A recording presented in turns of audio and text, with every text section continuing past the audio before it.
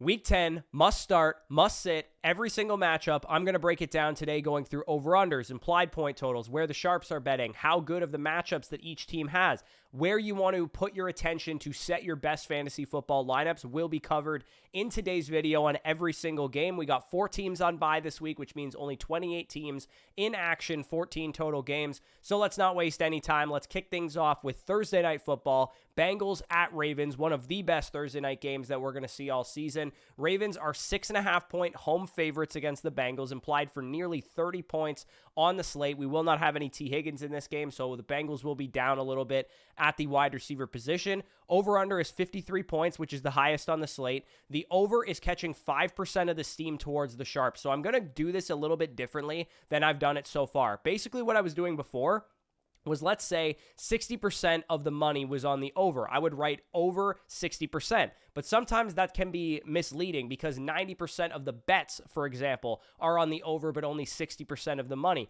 That shows that the public is betting the over, but the sharps are betting the under. So I'm going to do something differently going forward where I kind of show you where the sharps are betting specifically as opposed to just where the cash is. So it's a little bit more correct than what I've been doing, and you'll see how that kind of plays out throughout this video. So that's about average. Again, the sharps do like the over a little bit in this game. Baltimore's DVOA matchup, their offense versus the Bengals defense.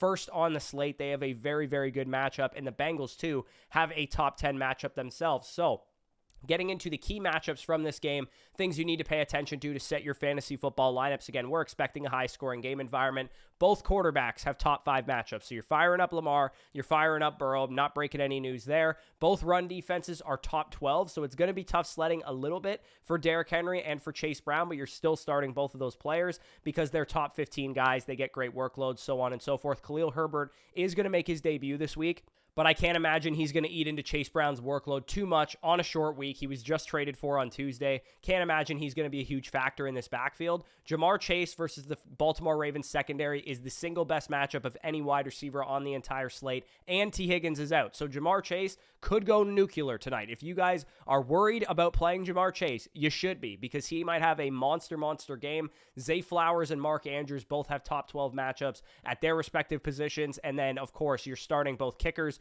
McPherson, Justin Tucker, they are in your lineups as well. And if you're looking for a tight end streamer, Mike Gesicki, definitely a great option because he had a great week last week. He was the tight end one on the slate. Eric All, the rookie tight end, tore his ACL. He's now out for the year. So Mike Gesicki probably going to get a little bit more snaps. And of course, T. Higgins is out for this game. And we saw that usage in the last 2 weeks without T. Higgins really increase for Mike Gesicki. Next up, we head to Germany. So we do have another 9:30 a.m. kickoff game this week. If you guys are on the West Coast, make sure you set your lineups at 6:30 in the morning or Saturday night before you go to bed. Giants at Panthers. Seems like the U.S.'s payback for World War II with this game. Giants at Panthers, 6.5-point favorites. The Giants are 23.5 points is what they are implied for. Awful game environment. You can see there 40.5-point over-under. Similar to what I said before, even though most of the bets are on the over in this game, actually a large portion of the cash is on the under. So the sharps liking the under there, plus 30%. 30.05 is the pace of play here, 13th on the slate. Not a good game environment. The Giants do have a half-decent matchup, so your Giants players are definitely going to be really good options this week. Key matchups to follow, Malik Neighbors versus the Carolina secondary. They're actually league average against wide receivers, but I got a good feeling that Malik Neighbors is going to have a monster game. Tyrone Tracy versus the Carolina Panthers run defense, 32nd against fantasy running backs. Tracy is about to go absolutely bonkers against this defense. Chuba Hubbard, newly extended Chuba Hubbard, and Jonathan Brooks, who is making his season debut versus the New York Giants run defense. Again, easy matchup for the run game. I would imagine Chuba Hubbard is going to carry the majority of the workload in Jonathan Brooks' first game back, especially now that he's one of the top 10 highest paid running backs in the NFL. Xavier Legette versus Deontay Banks. That's a shadow matchup there. Not a great situation for Legette because he's not really of the ability level to beat shadow coverage. But I still think you could maybe throw him out there as a low-end flex. And then if you are in need of streaming quarterback, stream Daniel Jones, 30th easiest matchup there. Definitely throw out the Giants kicker and defense as well. Again, if you guys are wondering what to do with Jonathan Brooks because of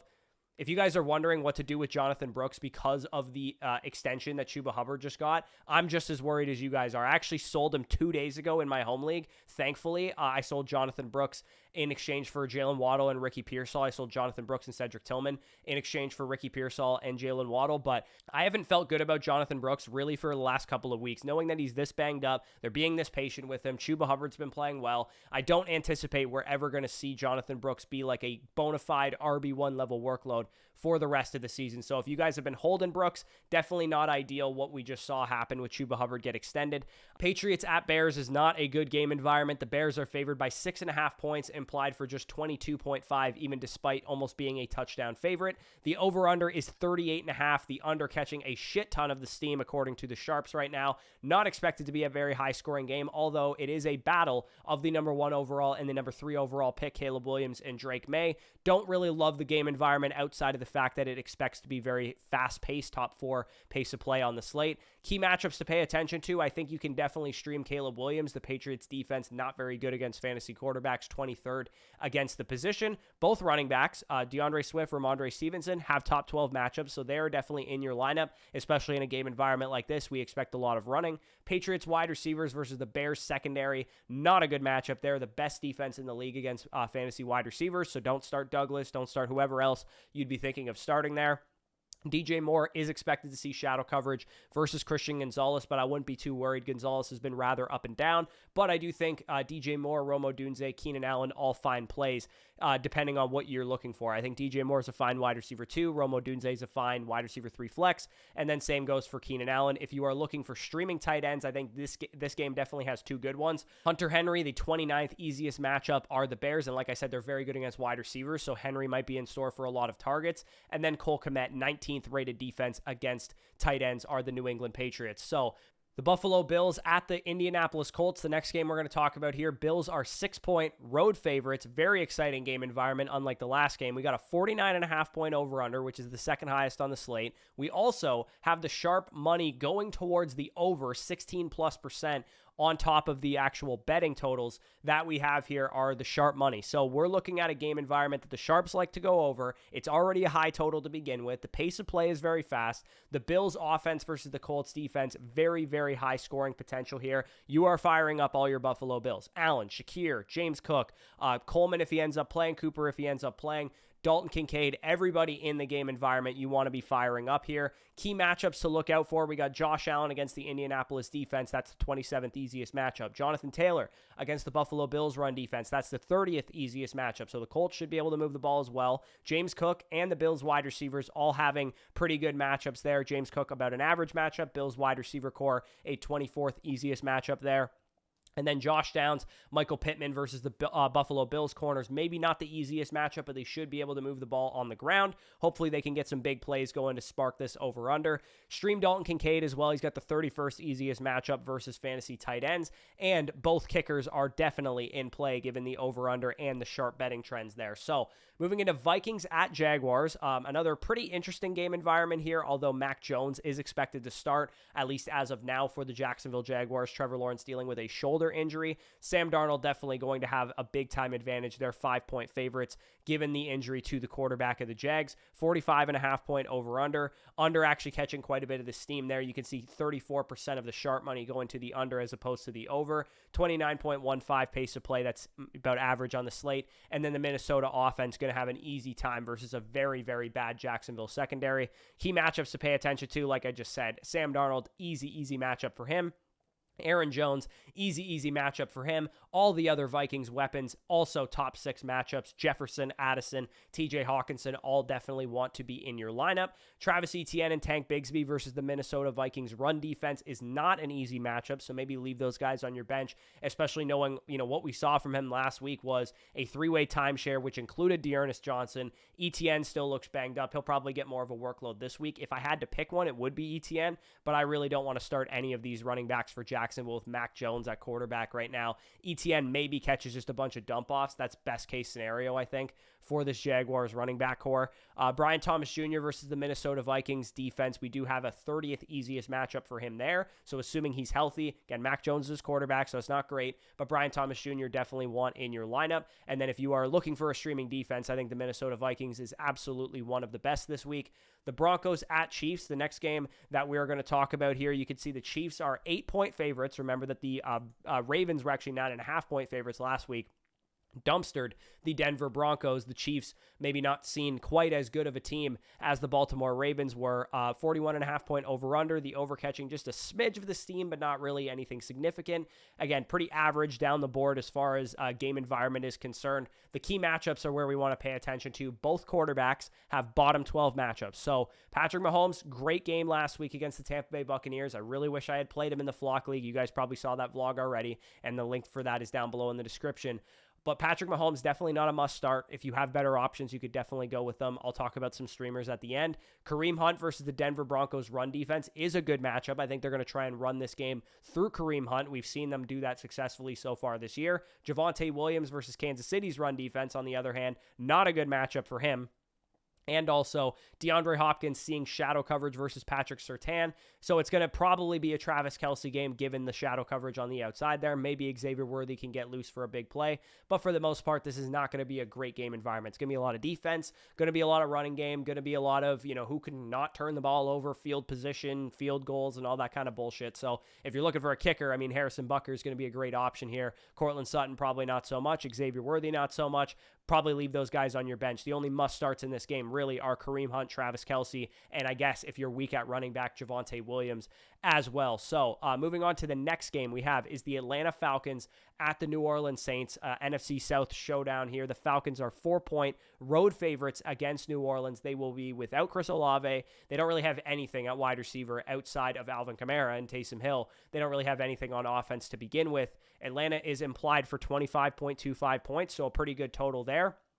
We don't know for sure if Drake London is going to play just yet. He was practicing in a limited capacity on Wednesday. We'll have to wait and see what his practice reports look like for the rest of the week, but he obviously will be in your lineup if he is healthy. The pace of play of this game is actually very, very strong, 27.1. That's the second fastest game on the slate, and Atlanta's DVOA advantage is the fourth highest on the slate. The New Orleans Saints, for those of you guys that weren't paying attention at the trade deadline, did trade away their best corner. Marshawn Lattimore has been there for 7 or 8 years, been a lockdown guy, and he is no longer on the team. So that is great news for Drake London and Darnell Mooney. Assuming Drake London is on the field, he probably would have gotten a heavy dose of Marshawn Lattimore, but that is not going to be the case. Kirk Cousins versus the Saints pass defense, not a great matchup. They actually are a little bit worse versus wide receivers and running backs for whatever reason, but they kind of lock down quarterbacks for the most part. Bijan Robinson, gonna go crazy against this New Orleans run defense. Definitely one of the top 5 running backs on the entire slate. Alvin Kamara, probably not a great matchup for him on the ground, but he's most likely going to catch a million dump-offs from Derek Carr. We know what happens there. Drake London and Darnell Mooney, like I said, it's 18th on the matchup chart as far as the secondary is concerned, but now without Marshawn Lattimore, how much easier does this secondary become to exploit for fantasy wide receivers? We'll see their first test with the Atlanta Falcons this week. Kyle Pitts, same thing. He also has about a league average matchup, but it should be easier than we think. And then the Atlanta defense and Younghoe Koo definitely in play this week for the Falcons. Just a warning here, I'm quite sick, so just bear with me throughout this video, but 49ers at Bucs, the next game that we have up on the docket, and I'm going to probably be quite sick after this game as well because the 49ers are 5.5-point road favorites against my Tampa Bay Buccaneers. Over-under of 50.5 points, that is actually the second highest on the slate. It actually just moved, so I made the update there. Over of +6 as well, so the Sharps like the over in this game. Buccaneers can't stop anybody. 49ers are looking for a get-right spot. Christian McCaffrey potentially coming back, most likely will. In this game, the 49ers are implied for 28 points. Tampa Bay even implied for almost 23, even despite being a 5.5-point underdog. Key matchups to pay attention to. You're firing up everybody in this game. Purdy, definitely one of the best streaming quarterbacks on the entire slate for sure. The 49ers wide receivers, Deebo Samuel, obviously in your lineup. He's one of the best receivers in the league, assuming he's, of course, healthy. But I do think you could throw Jawan Jennings or Ricky Pearsall out there if you needed a wide receiver. Of course, George Kittle is into your lineup as well. Baker Mayfield and the Bucs wide receivers. Again, we don't know what Bucs wide receivers are going to play. I don't imagine Mike Evans will be back until after the bye. Jalen McMillan could be back this week, but otherwise, Baker Mayfield's going to be doing what he did last week, which was throwing to the running backs. Team's going to run the ball, throw the ball to K-Dot, and when they have a chance, maybe use Sterling Shepard to move the chains, but I probably wouldn't mess around with Shepard or Palmer or anybody else unless Jalen McMillan is out there. Maybe you could throw him into your lineup. Both run games have pretty average matchups. We will see, in my opinion, the return of Christian McCaffrey, and we'll see how that looks in terms of a snap share and workload split between him, Jordan Mason, Isaac Guerrero, anybody else in that backfield. If CMC plays, you got to play him. That's just a stone cold fact. There's no way I'm sitting Christian McCaffrey if he's on the field. Rashad White and Bucky Irving probably set to get a lot of touches yet again because this team has no other way to move the ball. Outside of Cade Otton, they've been pretty much the entire offense since the receivers went down. And of course, you could start both kickers and avoid both defenses as well because we do have a very high scoring game environment here. Moving on to the final 1 p.m. game of this slate, we have the Commanders and Steelers. Commanders are 3-point home favorites. Again, kind of a ho-hum game environment. 45.5 point over-under is pretty interesting. But other than that, I mean, the under is catching the steam right now. Washington's DVOA is definitely in a good spot, but it's a pretty slow-paced game, and both defenses are actually playing at a pretty high level right now. Key matchups to pay attention to. The Pittsburgh defense is a tough one. So Jaden Daniels might have some tough sledding there. Third against fantasy quarterbacks. Najee Harris versus the Washington run defense. Not a great matchup for him. He's had monster games prior to the bye. He had 3 straight games of 16 plus PPR points. Maybe try and sell high on him before this week comes. Brian Robinson looks like he's going to try and play this week. 20th ranked defense for the Pittsburgh Steelers there, so he could have a pretty solid performance. Terry McLaurin is expected to see shadow coverage from Joey Porter Jr., not messing around with any other Washington wide receivers, but Terry McLaurin in a bit of a tough matchup. And then George Pickens and Pat Freiermuth not really in great spots either. 10th ranked pass defense are the Washington Commanders. So Pickens, even despite Russell Wilson playing really well, probably got to downgrade him a little bit because of the matchup this week. Titans at Chargers, the next game that we're going to look at here. The Chargers are 7.5 point home favorites. This is the first of 3 4 p.m. games that we have. The 4 p.m. slate is disgusting. Nothing really super compelling about this slate. If you guys have better things to do around 4 o'clock on Sunday, this is one chance that you could use to spend some time with your families or whatever you got to do better than watching some of these games. Over catching a little bit of the steam, but again, it's a 38 point over under, so I'm not super excited about that. Both quarterbacks, bottom 15 matchups. Leave Levis and Herbert on your bench. Not that anyone's going to start those guys. Both running backs, bottom 10 matchups. You're still starting both guys. Presumably, Dobbins and Pollard just get too big of workloads to not be starters. Gus Edwards is actually making his return by the looks of it from IR, so we'll see how that affects J.K. Dobbins' workload, but he's played super, super well this year. I can't imagine it's going to affect it too much. Calvin Ridley versus the Los Angeles Chargers secondary, not a great matchup. This is actually the only bad matchup left on Calvin Ridley's schedule. He's got cake after this for the rest of the season. So definitely, if people are not bought in on him, definitely go and send some offers because he's had like 8+ targets in 4 straight games, and he has the easiest schedule of any wide receiver down the stretch for the rest of the season. Ladd McConkey and Quentin Johnston, not good matchups against the Tennessee Titans secondary. They've been nails all season long. Stream the Los Angeles Chargers defense. They're at home. They're big-time favorites, and they're playing Will Levis, and stream the kicker there. The Chargers defense are my number 1 ranked defense on the entire slate. So if you ask me the question, if I could pick any defense I wanted, the Chargers defense would be the defense that I roll with, which is why I picked them up in the Flock League a couple weeks back because they've now had 2 really good games in a row and going on for a third against Will Levis or Mason Rudolph, but Levis sounds like he is going to be making his return. Next game up on the docket, we have the Jets at Cardinals, probably the most interesting game that we have at 4 p.m.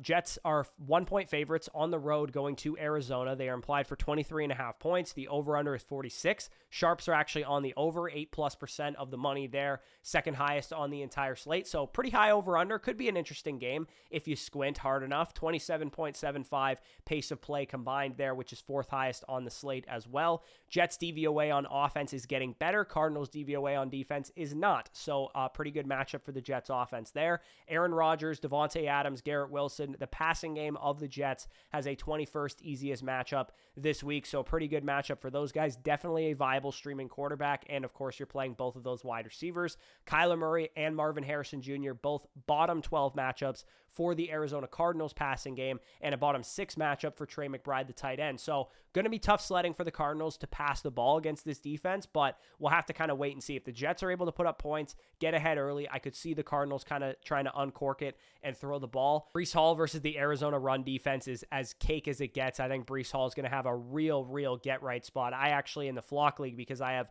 my RB2 on bye, I have to decide between 2 guys that are not the starter, Braylon Allen and Ray Davis, and it's tough because both of these game environments are both really good for both guys. I think I'm going to end up going with Ray Davis because of that Colts-Bills game. It's just so high scoring and so high-paced, and everything's going well for it. But Braylon Allen definitely a factor for me there. But Breece Hall, regardless, you're starting him. And same goes for James Conner. He's gotten a great workload. Did pop up on the injury report with like a hand injury, I think it was, this week, but I think he should be fine. Just make sure Trey Benson is stashed. If you do not have James Conner and he is available, he's one of the best stashes in fantasy. Eagles at Cowboys would have been an interesting game until Dak Prescott got hurt last week. Eagles are 7.5-point favorites going up against the Cooper Rush-led Dallas Cowboys. 42-point over-under, the over catching a little bit of the steam. The Eagles' defense is pretty good, and the Cowboys' offense without Dak Prescott not going to probably be able to move the ball. So you are smashing start on Jalen Hurts and Saquon Barkley. They are in really good spots this week because they have great matchups and because the game script lends itself to the running game. We'll have to wait and see if A.J. Brown ends up playing in this game. He's a warrior. I wouldn't put it past him to play through his injury. But either way, Devontae Smith and Dallas Goedert both going to see an upgrade if he's out. CeeDee Lamb and Jake Ferguson are the only must-starts, I would say, on the Cowboys side of things. I don't think you have to start Rico Dowdle in this bad of a matchup. CeeDee Lamb, obviously as good as he is, assuming he plays, which is also, kind of up in the air, should be a start this week, but he does see a downgrade in a bottom 10 matchup. And then Jake Ferguson, without Dak Prescott there now, the offense as a whole takes a hit, and Jake Ferguson, as a result of that, takes a hit because he's not really that great of a tight end. He was kind of just a volume merchant in a good offense, and now it's not a good offense anymore. So Lions at Texans, really good primetime slate for what it's worth. That's why we have such a shit 4 p.m. slate, is because all the good games are on primetime.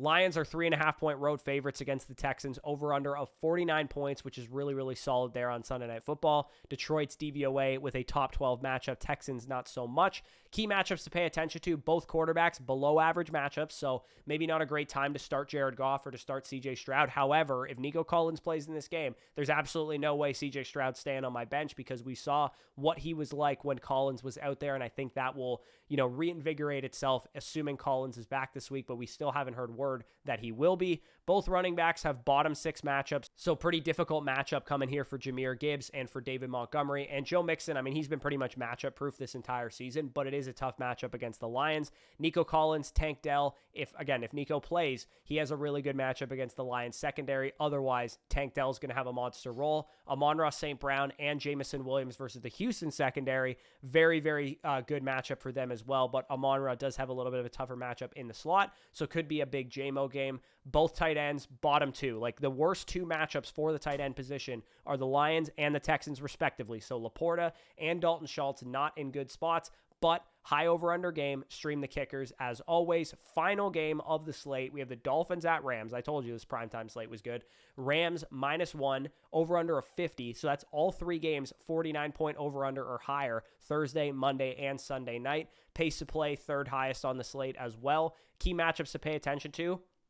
Both passing games kind of inverted Tua and the Miami Dolphins wide receivers. Good matchups, top 20 matchup here. And then Matthew Stafford and the Rams wide receivers, bottom 10 or bottom 8 matchup against the Dolphins secondary. Achane and Mostert versus the Los Angeles Rams defense. Very good matchup for them. Kyron Williams versus the Miami Dolphins run defense. Very good matchup for him as well. So the run game should be going for both of these teams. Stream Jonnu Smith for sure. If you guys need a tight end, I think he's gotten great usage. I talked about picking him up this week, and he has a very good game environment to be a part of, and both kickers are definitely in play as well. So that was every single game. Let's break down the streamers, and then I'll give you guys my picks for Thursday Night Football, starting with the streaming quarterbacks. If you want to go all the way up there, Brock Purdy against the Bucs, excellent matchup. Sam Darnold going up against the Jags, also an excellent matchup for him. If you got to dig a little bit deeper because you have some guys out on bye, Tua Tagovailoa against the Rams in the game we just mentioned, and Aaron Rodgers against the Cardinals in the game that we just mentioned as well. All of those guys, very good streaming quarterbacks, and I have listed there where they are ranked in my weekly rankings. Streaming tight ends to go after, if you guys have Njoku or Tucker Kraft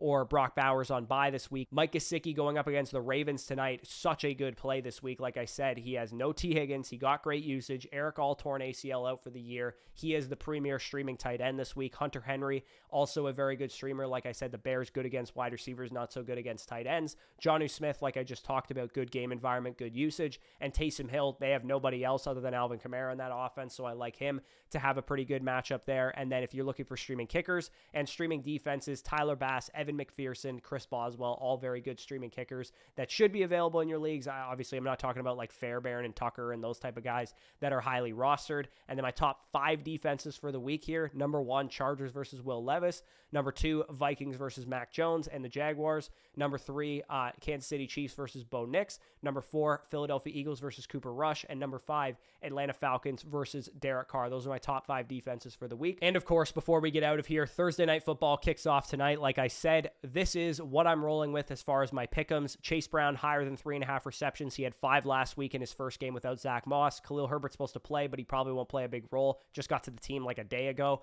Jamar Chase, I expect him to go higher than his 16.25 fantasy point line on Underdog Fantasy and half PPR. I also like him to score a touchdown if that's available. And then Derrick Henry, 90.5 rushing yards. Also a very, very good total there. He's rushed for more than that in 6 of his last 7 games. Very high scoring game potential here. If you guys do want to tail these picks over on Underdog, head on over there. Link is down below in the description and the pinned comment of this video. Sign up using promo code FSE. Tail these picks. Get up to $1,000 in bonus cash and this Lamar Jackson free square that you can rope into this entry and make it a 10x of your original money. And of course, when you sign up, you get our weekly rankings for free at sign up, first deposit, and once you make a play on the site using the promo code FSE. Link is down below for that in the pinned comment. But with that being said, peace out, and we'll talk to you soon.